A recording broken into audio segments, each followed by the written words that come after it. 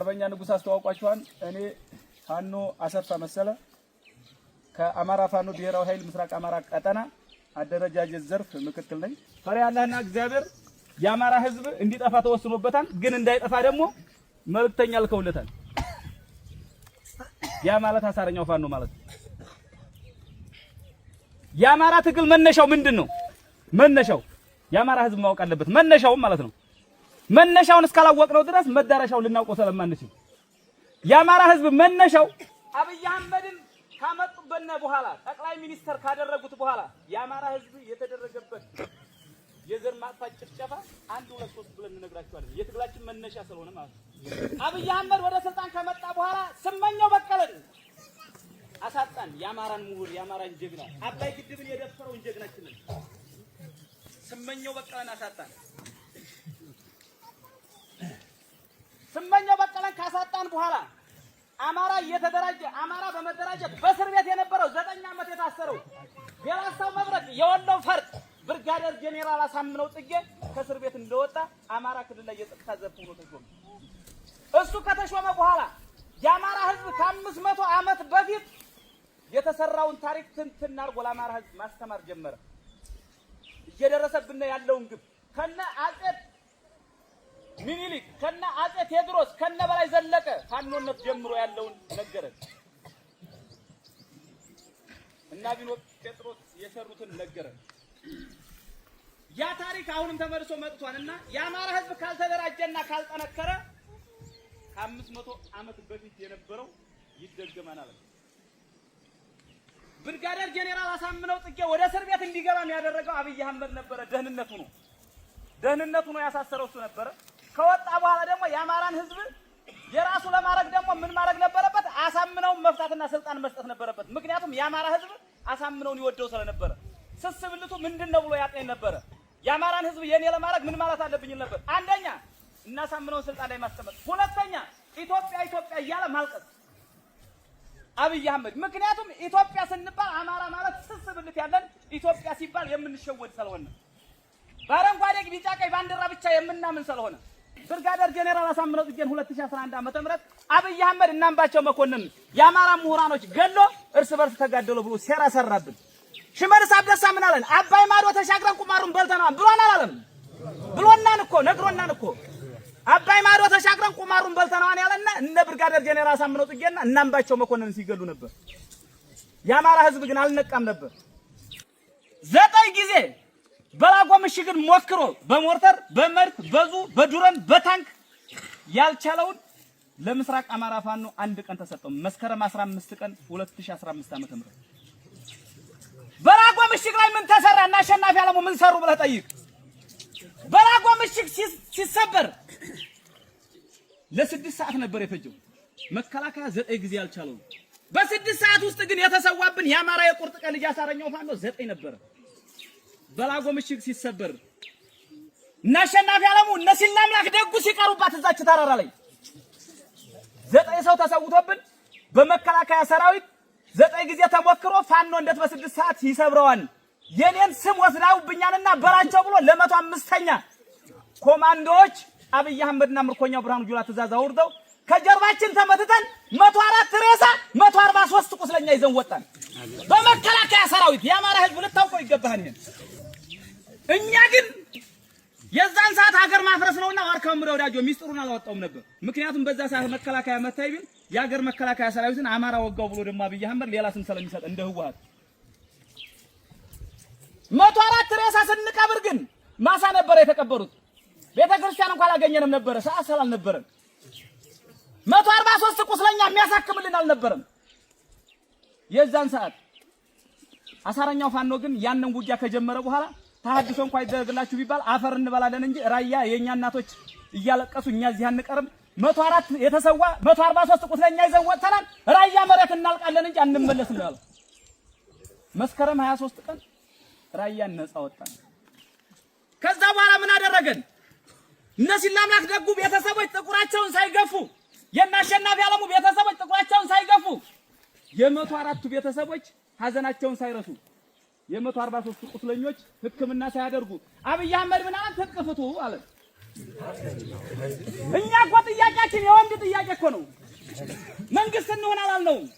ነገር ግን ክተት መክት ብለህና እያለ የተሰዉትን ካስልን የታመሙትን አሳክምልን እኛ ሰርቶ እንበላለን። የኛ ጥያቄ የነ መሐመድ ቢሆን ልጆች ምን ሊሆኑ ነበር ነው የኛ ጥያቄ። የነ ሞላ ደስዬ ልጆች ምን ሊሆኑ ነበር ስላሴ ላይ የተሰዉት ብለን ነበር የኛ ጥያቄ። በክራንች የሚያርዙ ወንድሞቻችን ማን ነው የሚያሳክማቸው ብለን ነበር ጥያቄያችን። ካንዴ ሁለት ሶስቴ ይህን ጥያቄ እየተጠየቅን ካላሳከማችሁልን ካልካሳችሁልን ትጥቅ አንፈታም።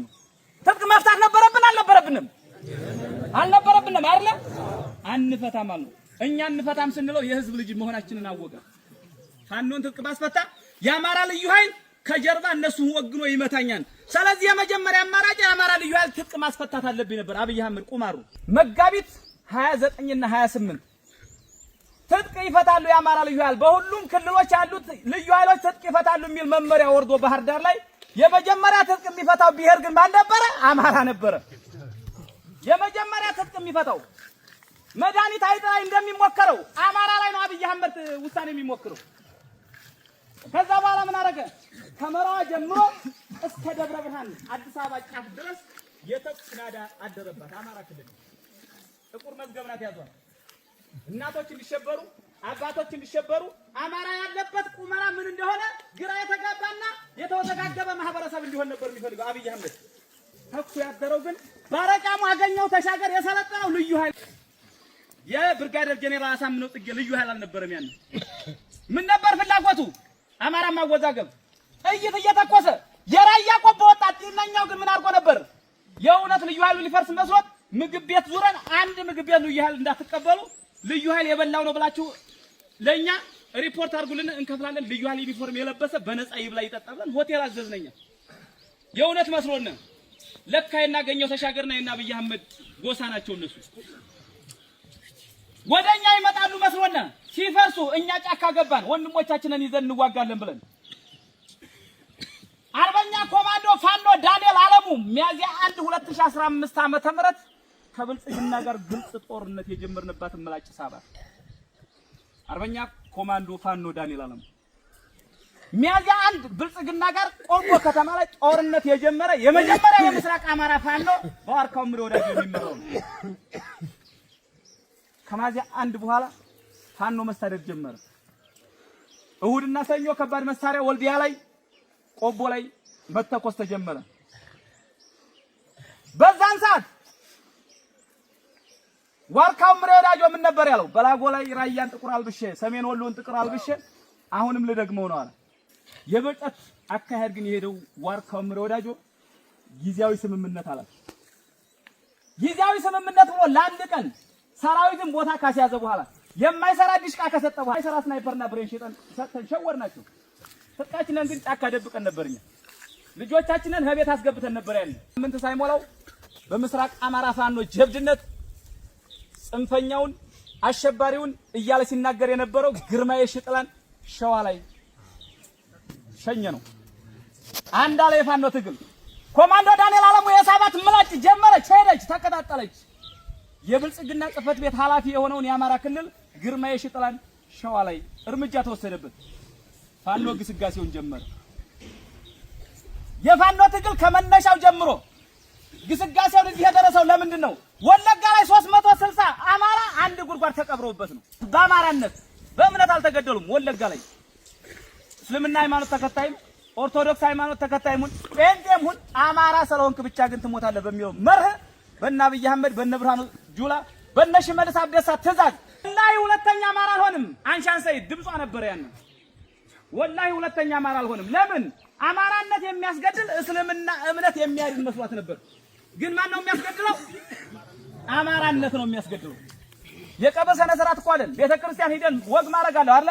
መስጊድ ሄደን ወግ ማረጋለሁ አይደል? በሎደር ተቆፍሮ 361 ላይ የተገነዘ ያልተገነዘው ሴትና ወንዱ የማይለየው ትልቅና ትንሹ የማይለይበት ቀብር ተፈጸመብን። ትግል ያስወጣን ይሄ ነውኛ መነሻችን።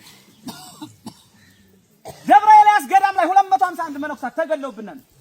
አዲስ አበባ ላይ መስጊድ ፈርሶብናል።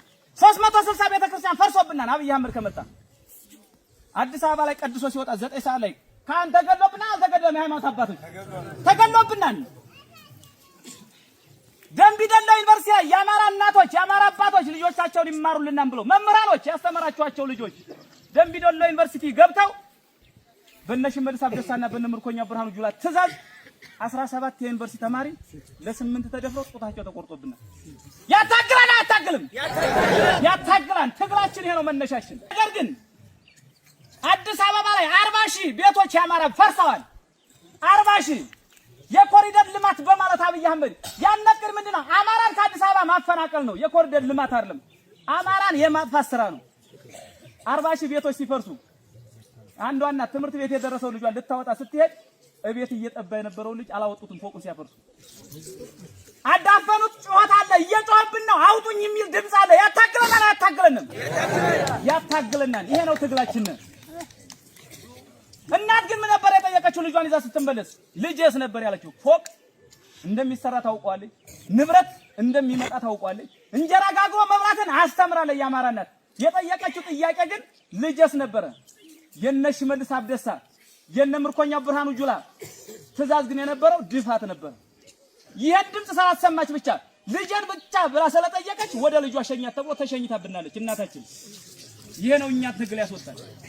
ኃይል ማጠናከር ተጀመረ።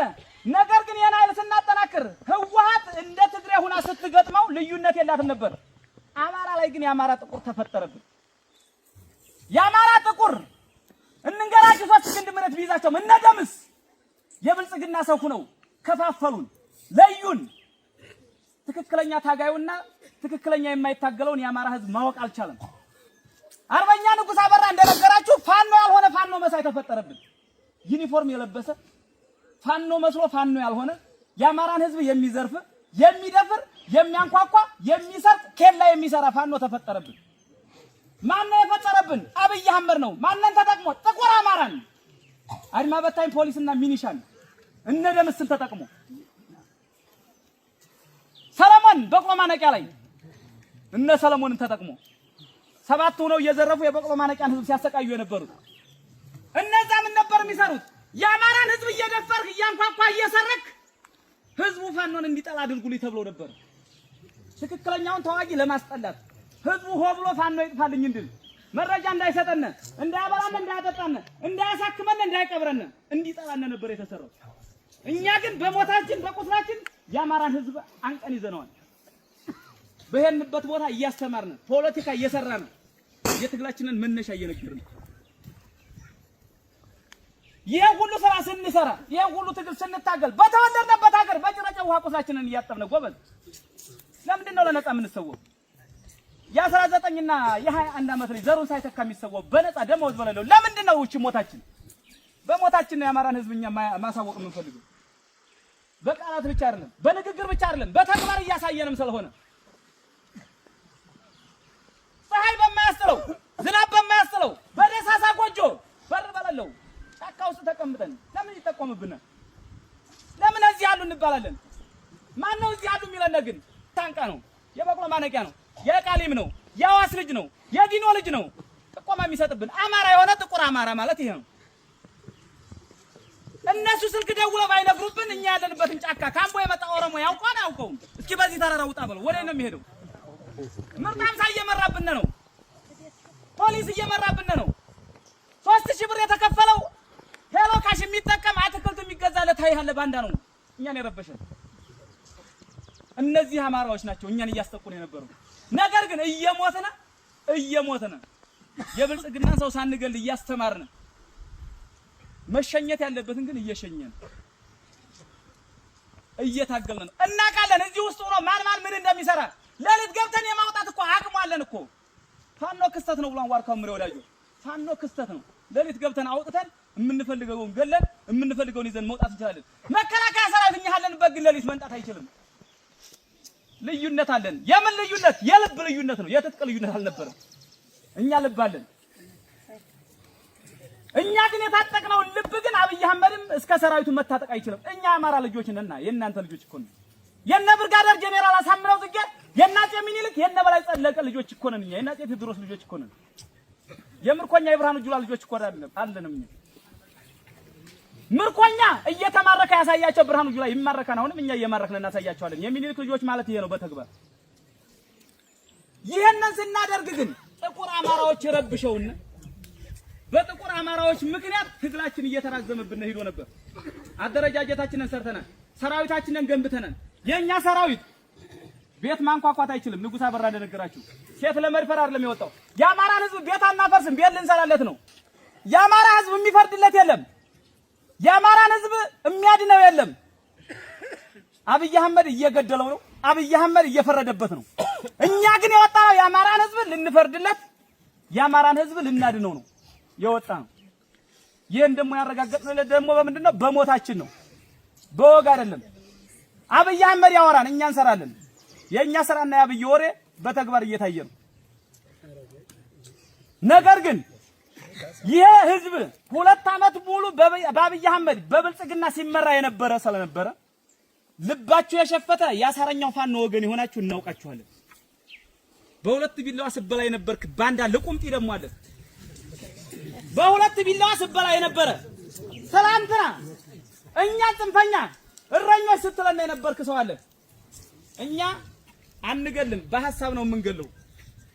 አርበኛ ንጉስ አበራ ነግሯችኋል። የፋኖ ቅል ሌላም ሰው መጥቶ ቢሰበስባችሁ ተመሳሳይ ድምጽ ነው የምንናገረው። የሚነግረና ፈሪያ ያላህና ፈሪያ እግዚአብሔር የሚመራነን እነኛ በቃ አለቀ። ወንድሞቼ ጋር አልዋጋም ብለህ መሳሪያህን ብልጽግና የወሰደብህ ትታጠቃለህ። አሁን ግል ትጥቅ ያለህ ትላንትና እኛ ጋር ሆነ እየመራህም ሆነ እየታገልክ የነበረ እስካሁን ያልታገልክም ከነበረ ከዚህ በኋላ ጠቅልለህ ወጥተህ ትታገላለህ፣ እንታገላለን። አብይ አህመድ ደግሞ እንድንኖር አልፈቀደልንም። አባቶቻችን ጥቁር እንዲለብሱ፣ እናቶቻችን ጥቁር እንዲለብሱ፣ አማራ የተባለ ወጣት እንዲረሸን ከሆነም ደግሞ አማራ ክልል ለቆ ስደተኛ እንዲሆን ባህር እንዲበላው በሰው ሀገር እንዲከራተት ነው የፈቀደልን አብይ አህመድ። ስለዚህ አብይን ከፈቀደልን ደግሞ ዋርካው ምሬ ወዳጆ ደግሞ ዘመነ ካሴ ሀብቴ ወልዴ ኢንጂነር ደሳለኝ ሲያስብ ሸባ ደግሞ ምንድነው የፈቀዱልን? አማራን አደራጅተው አማራን የማዳን ስራ ማለት ነው። የአብይን ስርዓት ነው መቀበል ያለብን፣ የነዋርካውን ስርዓት የነዋርካውን ስርዓት ማለት ነው። የነ ሀብቴ ወልዴ የነ ዘመነን ስርዓት ማለት ነው። የኛ ትግል ይሄ ነው። አይታችሁና አላያችሁንም? ሰራዊት አይታችሁና አላያችሁትም? ጀግንነት አይታችሁና አላያችሁም? ስንዋጋ ትግርኛ የሚናገርና ኤርትራኛ የሚናገር ነበር አልነበረም? አብይ አህመድ ምንድነው ያለው? የትግራይ ሰራዊት 250 ምርኮኛ፣ የኤርትራ ጄኔራል 2 ምርኮኛ ይዤ ትግሬዎችና ኤርትራ ሆነው ነው የወጉኝ እንጂ ፋኖ የለም እያለ ይሄን የሚል ለምን መሰለህ? አማራ ጀግና መሆኑን ላለመመስከር ነው። ገብታችኋል አይደለ? ፋኖ ነው የተዋጋው። ማን ነው? ፋኖ ነው አይደለ? ጥቁር አስፋልት ላይ ነው ያላችሁት፣ አይታችሁታል። አብይ አህመድ በዚህ ልክ እየሄደ ነው። ለግዳን ወረዳ ያልሆነ ብልጽግና ለሳንቃ አይሆናችሁም። ብልጽግናዎች ካላችሁ ብልጽግና ጋር ስትሰሩ የነበራችሁ ግዳን ወረዳ 18 ምርኮኛ ነበር የተያዘው። 18 ምርኮኛ ሲያዝ ራሳቸውን ያጠፋሉ። ፋኖ ይገላል፣ ይረሽናል፣ አይናችሁን ያወጣ ምናምን ተብሎ ተነግሯቸው እንደ ኦሮሞስ አያውቀንም። አይው ተወልዶ ያደገ ሚሊሻ ራሱን ያጠፋል። ፋኖቹ ይዟን ብሎ ይገድሏን ተብሎ ፖሊስ ራሱን ያጠፋል። ግዳን ወረዳ 18ቱ ስንይዝ ግን ጫማ እንኳን አስወለቅናቸውም፣ በእንክብካቤ ያዝናቸው። ከዛ በኋላ ምን አሉ? ጓደኞቻችን ራሳቸውን ያጠፉት በስህተት ነበረ። ፋኖ የሚሰራው ፖለቲካ ሳይሆን አብይ የሚሰራው ፖለቲካ ነው ስህተቱ። የውሸት አድርጎ እኛን አስጨረሰን። ለካ ፋኖ ትክክለኛ ፈሪያ እግዚአብሔርና ፈሪያ አላህን ይዞ የሚታገል የአማራ ታጋይ ነው አሉ። ከ18 አሁን 60 ደርሰዋል። 42 ምርኮኛ አይገሉም ሲባል መጥቶ እጁን ሰጥቷል። ግዳን ወረዳ ይሄ ፖሊስ ሚኒሻና ብልጽግና ብቻ ነው። የመከላከያ ምርኮኛ 300 ምናምን አለ። 300 ምናምኑ 38 ብቻ ናቸው አማራ። አስብ፣ ሌላው ማንን ሊወር መጥቷል? አማራን ሊወር መጥቷል። እኛም ቦ ሂደናን እንዴ? ወለጋ ሂደናን እንዴ? ሻሸመኔ ሂደናን እንዴ? ተወልደን ያደግንበት አገር እኮ ነው። እዚህ እኮ ነው ያለው። በዚህ ትግል በወታደራዊ አቋም ሁኔታ አብይ አህመድን በልጠነው አንበርክከነዋል። ያላንበረከከነው ማንን ነው? የኛ ምላሳም ነው። ያልተንበረከከልና የኛ ምላሳም ነው። የኛ ምላሳም ማንን ይዞ? የምርጥ አብሳ ቤተሰብ ይሆን ከዚህ ስልክ እየደወልክ የምንነግር፣ የፖሊስ ዘመድ ይሆን ከዚህ ስልክ ደውለህ የምንነግር፣ አማራውና አማራ ያልሆንክ ስጋህን የወደድክ ማለት ነው። በደሞዙ እኮ ነው፣ አበል ለማግኘት እኮ ነው። ወልዲያ ላይ ወደ መከላከያ ለማስገባት አንድ ወጣት የያዘ 5000 ብር ተከፈለ አልተከፈለም? ሳንቃ ላይ ተከፈለ አልተከፈለም? ታዲያ አማራን የሸጠ አማራ ማለት ናቸው አይደሉ? አማራን ሽጠው ተናገሩትም። ጌታችን ኢየሱስ ክርስቶስን የሸጠው ማን ነው? አይሁዳ ነው አይደል? የአማራን ወጣት በ5000 ብር የሸጠው ማን ነው? ፖሊስና ሚሊሻ አይደለ? አይሁዳ ናቸው አይደሉም? አዎ በተግባር መሬት ላይ ያሳዩን ማለት ነው። ገብታችኋል አይደል? አብይ አህመድ ለቅት ገብተን ወልዲያ አንዱን ብልጽግና ወጥተን ስንገለው ይደሰታል። ያዙ አብይ ይደሰታል። አንደኛው ምን አለ? 6 ሚኒሻ ነበሩ፣ አንድ ፋኖ ነበረ። ተኩስ ገጠሙ። 5ቱ ሚኒሻ ገደላቸው አንዱን ፋኖ ግን አንድ ሚኒሻ ገደለው። ከዛ ኦሮሞ ሆዶ ሪፖርት ሲያደርግ ለምን አለው? ዝም በለው ሁሉም አማራ አልቋን አለው። ሁሉም አማራ አልቋን። የነሱ ስራ አማራ መቀነስ ብቻ ነው። ይሄን ስራ እየነገርናቸው ግን አይገባቸዋል። በቁርጥ ሸጡት፣ በጃምቦ ሸጡት ማንነታቸውን። ይሁዳ ጌታችን ኢየሱስ ክርስቶስን እንደሸጠው የአማራ ህዝብ ደግሞ ምርጣንታ አድማ በታኝ አድማ በታኝና የፖሊስ ዘመድ ይሆን እንደው ደረቱን ነፍስ አማራ ነው ለማለት እሱን ወይ አክትፍ ብለህ እንዲሞት መዋጋት አለበት ወይ ደግሞ ሰብከ ማንጣት አለበት። ከዛ ውጭ ምላሳትን ገርብነ በመድኃኒዓለም በሸሆቹ ይዘናል። እኛ ትክክለኛ እንትናችን ለፈጣሪ መስጠት ብቻ ነው። አናውቅም ለጥንቅሽ ሀገር በክርፈን ለይም። ነገር ግን ፖሊስ አድማ በታኝ እኛ ወልዲያን ስንቆጣጠራት ወዴት ነው የሚሸሹት? ወደ አምቦ ሲሄድ አሳክመኝ ማለት አይችልም። ቋንቋውን አይችልም። ኦሮምኛውን ርቦኛን አብላኝ ማለት አይችልም። አሞኛም ብሎ መናገር አይችልም። ውሃ ስጠኝ ብሎ መናገር አይችልም። የሚሄደው መናገር ከማይችለው ኦሮሚያ ክልል ማለት ነው። ከዛ በኋላ ምንድነው የሚሆነው? ሽንት ቤት ጥረት ሲሉት ይጠርጋል። ተገዝቷና ባሪያ ሆኗና አገሩን ክዶ ሆዷና የመጨረሻ ጣፋንተ ይሄ ሳይሆንባቸው ግን እዚህ አካባቢ ትውልድ ያላችሁ አሁንም ንገሯቸው። እኛ ማርያምን አንመታቸው። በፖለቲካው ምን ላይ እንደደረስን ልንገራችሁ። ምናልባት የአማራ ህዝብ እንዳይሞት፣ የአማራ ህዝብ ሰርቶ እንዲበላ፣ የአማራ ህዝብ ዘሩን እንዲዘካ፣ የአማራ ህዝብ የትኛውም ከተማ ላይ የትኛውም ክልል ላይ የትኛውም ጎራ ላይ ሂዶ እንዲበላ፣ እንዲጠጣ፣ እንዲኖር፣ እንዲሰራ ለሚፈቅድ አካል ማንኛውም አካል ጋር አብረን እንሰራለን። ይዛችሁኛል አይደል? አማራን የሚያከብር ከሆነ አማራ እንዳይሞት የሚፈልግ ከሆነ አማራ ሲያገኝ የሚደሰት ከሆነ አማራ የትኛውም ቦታ ላይ ሂዶ ሲኖር አማራ ላይ ብሎ ደረቱን ነፍቶ ሲናገር የማይከፋው አካል ካገኘን አብረነው እንሰራለን። ነገር ግን የአማራ መሞት የአማራን ርስ መውሰድ የሚያስደስተው የአማራ የዘር መጥፋት ጭፍጨፋ ሲደረግ የሚያስደስተው የአማራ መምህርም ሆነ አርሶ አደርም ሆነ ነጋዴ ሌላ ክልል ላይ ሄዶ ሲያስተምርም ሆነ ሲነግድ የሚቀናና የሚከፋው አማራን የሚገል አካል ጋር ግን ማንንም ጋር አንሰራም። ጠላታችን ነው። ፖለቲካችን በዚህ ልክዷል። አብይ አህመድ ግን ትላንትና ስንጨፈጭፈው ስንማርከው ስንገለው አቅም ሲያጣ ምን ብሎናል? መካነ ሰላም ላይ ያዙ በደንብ እስልምና ሃይማኖት ተከታይ አላችሁ እንዴናችሁ? ነገ አላችሁ አይደለ? አሉ ያዙልኝ። እስልምና ሃይማኖት ተከታይ አባቶች ይኸው እዛ ፊት ለፊት እያያችሁ ይኸው ፀሐይ ነው የምንናገረው። የእምነት ትግል አይደለም የምንታገለው እኛ የማንነት ትግል ነው። ትግላችን የእምነት ትግል አይደለም የማንነት ትግል ነው። እናንሻን ሰይድ የተሰውበት እነ መሐመድ ቢሆነኝ የተሰውበት ትግል ነው። መስጊድ ፈርሶብናል፣ እናንሻን ሙተውብናል።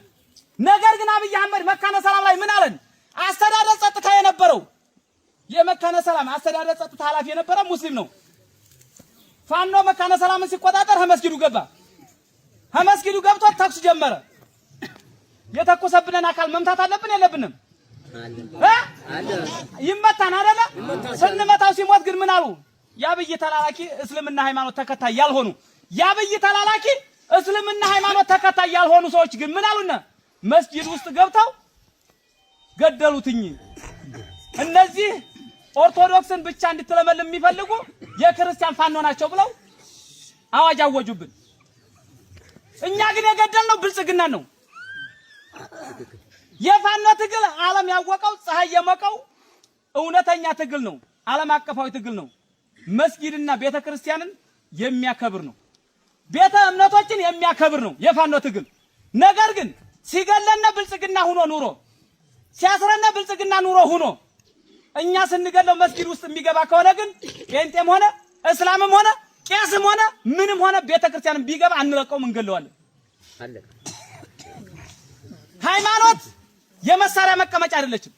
ቤተክርስቲያን የመሳሪያ መቀመጫ አይደለችም።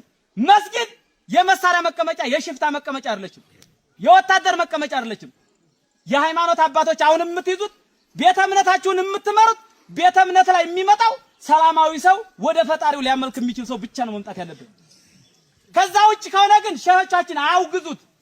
አላህ አይወደውም። የሰው ነፍስ ያጠፋ ሰው እዚህ አይገባም። የሰው ነፍስ የሚያጠፋ መሳሪያ የያዘ ሰው እዚህ አይገባም በሉት። ኦርቶዶክስ አባቶችም ቄሶችም ንገሩት። ማንም አካል ከቤተ ክርስቲያን አጥር ግቢ ውስጥ ሆኖ ተኩስ መተኮስ አይችልም፣ መዋጋት አይችልም። ነገር ግን ቤተ ክርስቲያን ወይም መስጊድ ገብቶ እጅ መስጠት ይችላል። አባቶች እናንተ ከወንድሞቼ ጋር አስታርቁኝ ብሎ እጅ መስጠት ይችላል። እጅ ከሰጠ በኋላ ማን ይዞት ይመጣል? የሃይማኖት አባቶች ከምን አውጥተው? ከመስጊድ አውጥተው ከቤተ ክርስቲያን አውጥተው እንቀበላለን፣ አንገልም። እዛች ውስጥ ሆኖ ግን ከተዋጋነ ግን አሁንም ሚሊየን ጊዜ ብልጽግና ቤተ ክርስቲያንም ሆነ መስጊድ ከገባ አንለቀውም፣ እንገለዋለን። እኛን ሳይታኮስ የሱ ወንድነቱ ጀግንነቱ በአባቶቻችን መንጣቱ ብቻ ነው። ይሄን እንዳደርጉ ተመክሩልንና አብይ አህመድ በፖለቲካው ስለተሸነፈ የፖለቲካውን ቁማር እዚህ ላይ ስለመጣብን